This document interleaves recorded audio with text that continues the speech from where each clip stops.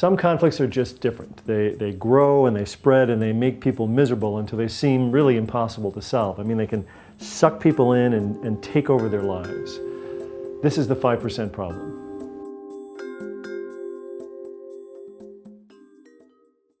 A few years ago at Columbia University in New York City, the Israeli-Palestinian conflict erupted.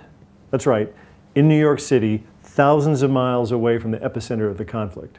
It started a few years back at Columbia when some of the students started to complain about some professors who were intimidating Jewish students, saying things like, "How many Palestinians have you killed?"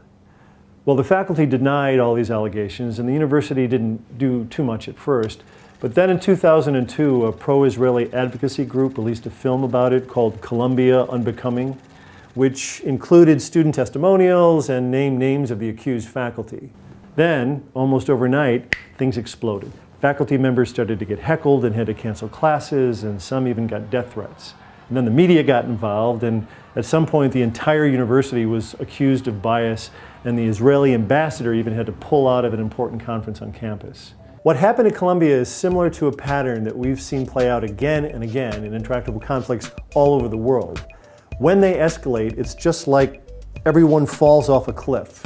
They fall into this huge hole that took years to dig, but only seconds to fall into. The conflict in the Middle East has created a huge hole that's become deeper and deeper over many decades. And for people who grew up there, the chasm of the conflict has existed all their life and just continues to get deeper over time. So when tensions arose on Columbia's campus, it didn't take long for people just to fall in and get trapped. I've seen this before. Once I saw two academics, peace scholars, one Palestinian woman and an Israeli woman, who were chatting cordially about the conference and research and theory and the weather, and then suddenly they were screaming at each other in the middle of the cafeteria about the Middle East.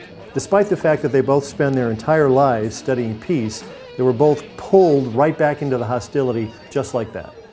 These conflicts, when they have a long history, are very easy to fall right into because of a comment someone makes or an incident that happens, and then they can easily drag us in. And in this way, these conflicts function like what mathematicians call attractors. Attractors are tendencies or patterns in our life that build up slowly over time, but that at any point can become very strong and pull us in and trap us. And then they control how we think and feel and act, just like my colleagues in the cafeteria. Understanding how these attractors work can lay the groundwork for resolving the 5% problem, because we can start to see how to stop them from getting deeper and how to break them down when they get too strong.